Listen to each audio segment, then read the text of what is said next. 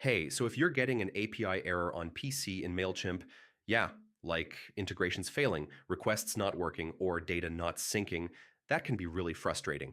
In this full guide, I'll show you how to fix it step by step. First, make sure your API key is correct. I mean, even a small mistake will cause the connection to fail. Next, yeah, try generating a new API key. I mean, old or expired keys can stop requests from working. Now, check your account permissions. I mean, limited or suspended accounts can block API access. Yeah, unstable internet can break API requests. Make sure your connection is stable. Now, verify your API endpoint URL is correct. I mean, wrong URLs will always return errors. Yeah, Mailchimp has request limits. I mean, sending too many requests too fast can trigger API errors. Now, VPNs or proxies can block API communication. Try turning them off.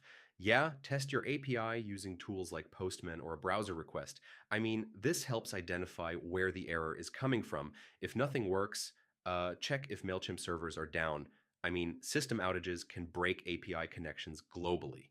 So yeah, that's how you fix Mailchimp API errors on PC. Most of the time, it's API key issues, rate limits, or connection problems. Try these steps and your API should work again. Thanks for watching.